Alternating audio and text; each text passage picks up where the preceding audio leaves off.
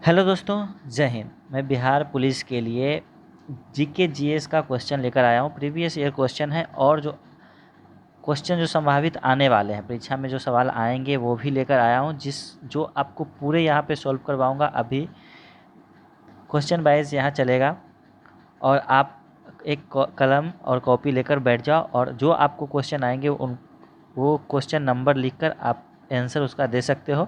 बाद में आप बताना कि आप कितने में कितने स्कोर किए हो। तो चलिए शुरू करते हैं। पहला ही क्वेश्चन हमारे सामने ये रहा कि अनवर ए सुहेली नामक ग्रंथ किसका अनुवाद है। अनवर ए सुहेली किस ग्रंथ का ये फारसी अनुवाद है? तो इसका आंसर होगा ए, पंचतंत्र। पंचतंत्र जिसे विष्णु शर्मा ने लिखा है, ठीक है, विष्णु शर्मा द्वारा लिखा गया है पंचतंत्र, जिसका फारसी अनुवाद अनवर ए सुहेली ये किसने किया है? अबुल फजल ने किया है। अबुल फजल ने इसका फारसी अनुवाद किया है। अबुल फजल बोलेंगे। इसका फारसी अनुवाद अबुल फजल ने किया है पंचतंत्र का। अबुल फजल वही जिसने अकबरनामा लिखा था, या आईने अकबरी बोलते हैं। अकबर का जो आत्मकथा था वो लिखा था अबुल फजल ने। तो यहाँ ये क्लियर हो गया होगा, पहला का क्वेश्चन ऑप्शन ए। चलते हैं दूसरे क्वेश्चन की ओर। तो दूसरा क्वेश्चन है, अखिल भारतीय ट्रेड यूनियन कांग्रेस का प्रथम अध्यक्ष कौन था? तो अखिल भारतीय ट्रेड यूनियन जो थी वो 1920 में बनी थी। 1920 में बनी थी और इसे बनाया था किसने? एन एम जोशी ने। एन एम जोशी ने। तो ये आपको याद रखना है, अखिल भारतीय ट्रेड यूनियन जो है वो 1920 में बनी थी और इसे बनाए थे एन एम जोशी ने। इसके जो प्रथम अध्यक्ष थे वो आपका बी ऑप्शन हो जाएगा, लाला लाजपत राय। आपको ध्यान रखना है और आप अगर कॉपी कलम लेकर बैठे हैं तो आप लिखते चलना है और मेरे से पहले आप अपना क्वेश्चन का आंसर देके टिक कर सकते हैं और लास्ट में आपको काउंट करना है कि आपने कितना अचीव किया, कितना मार्क लाया आपने। चलिए नेक्स्ट पेज पे चलते हैं। सम्राट हर्षवर्धन ने 2 महान धार्मिक सम्मेलन का आयोजन किया था। तो हर्षवर्धन ने 2 धार्मिक जो महाकुंभ लगता है उसका आयोजन हर्षवर्धन ने किया, आपको पता होगा। तो कहाँ कहाँ किया था 2 महान? वो कन्नौज और प्रयाग में। ये दोनों धार्मिक सम्मेलन जो होता है वो आयोजन कन्नौज एवं प्रयाग में वो हर्षवर्धन ने करवाए थे। तो ए ऑप्शन हो जाएगा। चौथे नंबर क्वेश्चन की तरफ चले जाते हैं और इसमें किस शासक ने अपने शासनकाल में ही अपना उत्तराधिकारी घोषित करते थे? तो आपको पता है कि हर शासक जो है वो मरते समय या मरने के बाद उसका जो बेटा था शासक का वो उत्तराधिकारी होता था। पर ऐसा कौन सा वंश था जो अब रहते समय उत्तराधिकारी घोषित कर देता था कि मेरे मरने के बाद जो है ये शासन करेगा? तो आप आंसर सी लगा के आना है कि चोल वंश। चोल वंश के जो शासक थे वो पहले उत्तराधिकारी घोषित कर देते थे। तो इसका जो चोल वंश के संस्थापक थे वो थे विजयालय। आपको क्या लिखना है? विजयालय। एक सेकेंड मैं इसे मिटा देता हूँ। तो इसका जो संस्थापक थे वो थे विजयालय। विजयालय चोल जिसे कहा जाता था, जिसकी राजधानी थी तंजौर। तंजौर। इसके जो पुत्र थे वो आदित्य थे। अगर आपने मूवी देखी होगी PS1 तो उसमें आपको दिखाया गया है, ठीक है। बाकी जो यहाँ पे वंश दिया गया है वो उसका हम देख लेंगे। पल्लव। तो पल्लवों की राजधानी थी कांचीपुरम, ठीक है, कांचीपुरम। इसके इसके जो संस्थापक थे वो थे सिंह विष्णु। सिंह विष्णु, ठीक है। राष्ट्रकूट के जो संस्थापक थे उनका नाम था दंती दुर्ग, ठीक है। इनकी राजधानी थी मान्यखेट। चोल का आपको बता दिया विजयालय। और इसके जो संस्थापक थे सातवाहन वंश के वो सिमुक, ठीक है। सातवाहन वंश में एक बात ये है कि इसमें शीशे के सिक्के ज़्यादा चले थे। इस क्वेश्चन 4 का क्वेश्चन का आंसर सी होगा, चोल वंश। तो आपको ध्यान रखना है। चलिए आगे चलते हैं हम लोग अगले क्वेश्चन की तरफ। और गोल घर का निर्माण कब हुआ था, ये क्वेश्चन है। तो सबको पता ही होगा कि गोल घर जो है 1784 में बनना शुरू हो गया था, ठीक है। गोल घर का निर्माण 1784 में शुरू हो गया था। इस समय गवर्नर जनरल जो थे वारेन हेस्टिंग थे। वारेन हेस्टिंग थे। उन्होंने अनाज भंडारण के लिए गोल घर का निर्माण करवाया था, जो जाकर 1786 में पूरी तरह 2 साल में बनकर तैयार हो गया था, ठीक है। इसका जो वास्तुकार था, इंजीनियर था, वो था जॉन गॉस्टिन। आपको याद रखना है, जॉन गॉस्टिन। अगले क्वेश्चन की तरफ चलते हैं और क्वेश्चन है मुग़ल बादशाह किसने अपनी आत्मकथा फारसी में लिखी थी। तो आपको पता है कि दो ऐसे मुग़ल बादशाह थे जिन्होंने अपनी आत्मकथा लिखी थी। एक लिखी थी जहांगीर ने और एक लिखी थी बाबर ने। तो फारसी में जिसने लिखी थी वो था जहांगीर। तो आपको यहाँ ऑप्शन हो जाएगा जहांगीर, आपका आंसर हो जाएगा। आगे चलते हैं नेक्स्ट क्वेश्चन की ओर। तो 7वें नंबर का क्वेश्चन है सर्वप्रथम लोक निर्माण विभाग की स्थापना किसने की। तो आपको कहीं पे क्वेश्चन मिला होगा कि लोक निर्माण विभाग की स्थापना किसने की, तो ये डलहौजी ने किया था, ठीक है, 1854 में। लेकिन आपको ध्यान रखना है कि सर्वप्रथम लोक निर्माण विभाग की स्थापना किसने की, तो वो था फिरोज शाह तुगलक। फिरोज शाह तुगलक इस क्वेश्चन का राइट आंसर हो जाएगा। बढ़ते हैं अपने अगले क्वेश्चन की तरफ। यहाँ क्वेश्चन है किस बादशाह के अंतर्गत मुगल सेना में सर्वाधिक हिंदू थे। तो इस क्वेश्चन में बहुत सारे स्टूडेंट जो है वो फंसते हैं, वो इसलिए कि सबको लगता है कि औरंगजेब जो था वो हिंदू विरोधी था, इसलिए उसके सेना में हिंदू नहीं हो सकते। पर ये सच नहीं है। सच ये था कि सर्वाधिक हिंदू सेनापति इसी के शासनकाल में रहे। औरंगजेब के शासनकाल में ही सर्वाधिक जो सेनापति थे वो हिंदू थे। तो इस बात को आपको ध्यान रखना है और इस 8 नंबर का ऑप्शन सी हो जाएगा। अगले क्वेश्चन की तरफ चलते हैं और यहाँ पे है कि किस इतिहासकार ने दीन इलाही को धर्म कहा था। दीन इलाही जो है वो अकबर ने स्थापना की थी। अकबर जो एक समरूप धर्म था, समरूप धर्म कहा जाता था। एक धर्म के समान अकबर ने इसे संज्ञान दी थी कि एक समरूप धर्म है जिसके अंदर सभी धर्म के लोग आते थे। पर एक था अब्दुल कादरी बदायूं जिसने कहा कि दीन इलाही खुद एक धर्म है, एक धर्म है, इसमें धर्म के लोग रहते नहीं है, दीन इलाही खुद एक धर्म है जो सभी धर्मों के लोगों को मिलाकर बना है। तो ये जो अब इस 9 नंबर का डी ऑप्शन हो जाएगा। चलते अपने अगले क्वेश्चन की तरफ।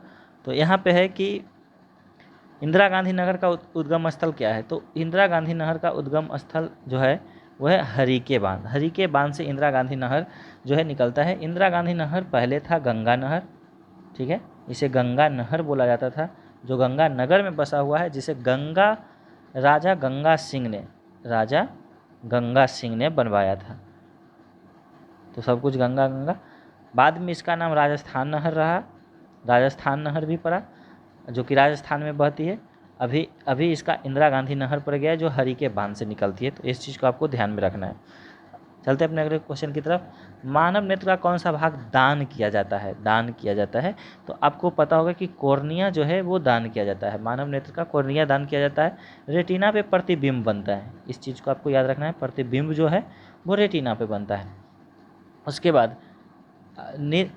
नेत्र से यानी मानव नेत्र से संबंधित जो वायरस से होने वाली बीमारी है उसे ट्रेकोमा कहते हैं। तो ये भी आपको याद रखना है, ट्रेकोमा कहते हैं जो आँख में होता है, मानव नेत्र में होता है। अगला क्वेश्चन हम देखेंगे पीलिया से प्रभावित अंग होते हैं वो यकृत होता है। यकृत को ही लीवर बोलेंगे, ठीक है, यकृत को लीवर बोलेंगे। किस कारण होता है, तो बिलीरुबिन एक हार्मोन है, उसके अधिक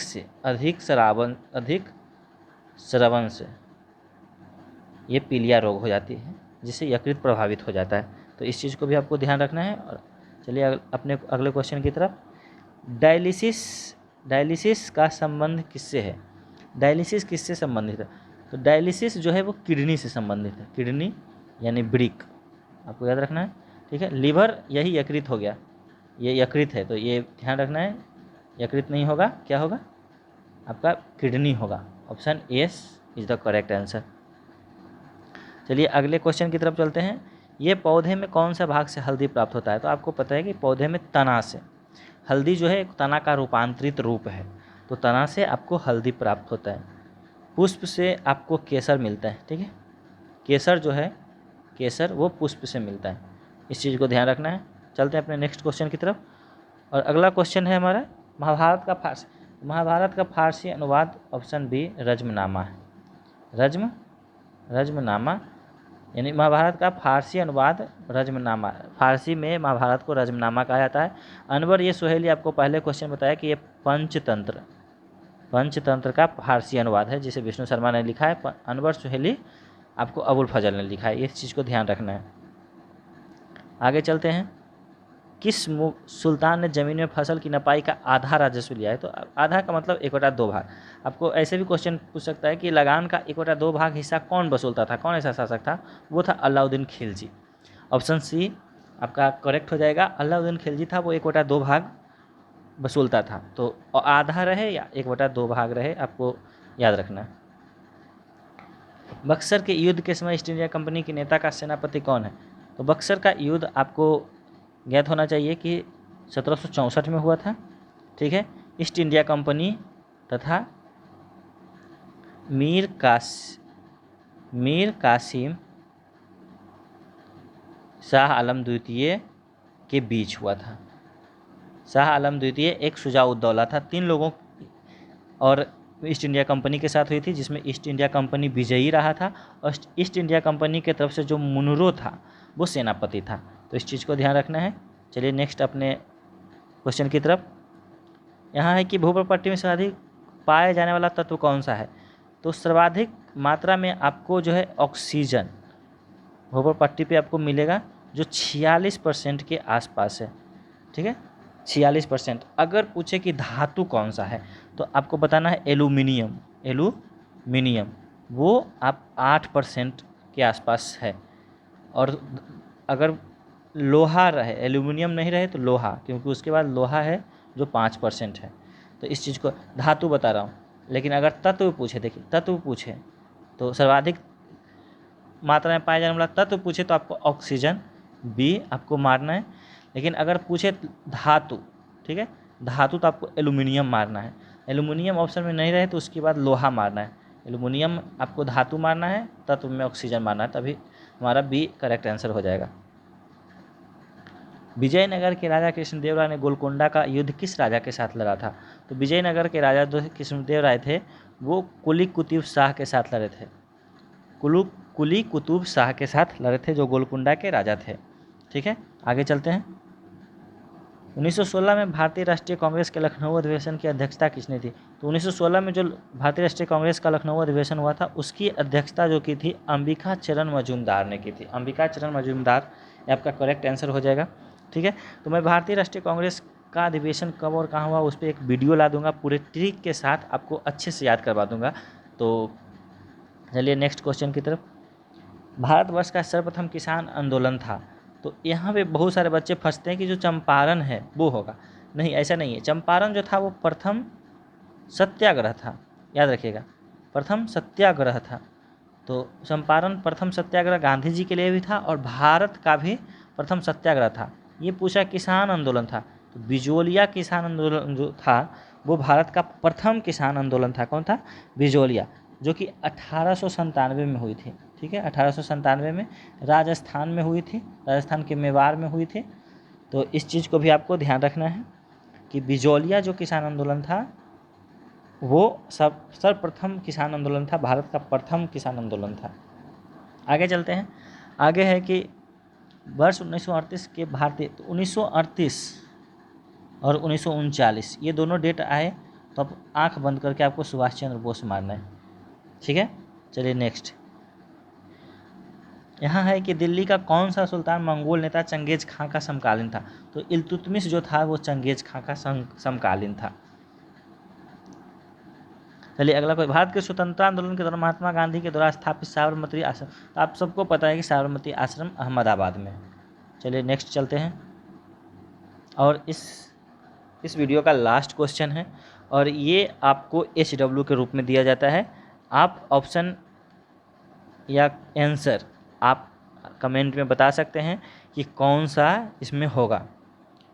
तो आज के लिए इतना ही। जय हिंद। और ऐसे ही वीडियो मैं लाता रहूँगा। अभी बहुत सारे प्रीवियस ईयर क्वेश्चन बचे हुए हैं तो मैं इस तरह का वीडियो लाता रहूँगा। इसलिए चैनल को सब्सक्राइब करें, वीडियो को लाइक करें और अपने दोस्तों के साथ शेयर करें। अगर आपको ये सेशन अच्छा लगा हो तो एक लाइक तो बनता है, तो लाइक कर दीजिए, चैनल को सब्सक्राइब कीजिए। Thanks for watching. जय हिंद, जय भारत।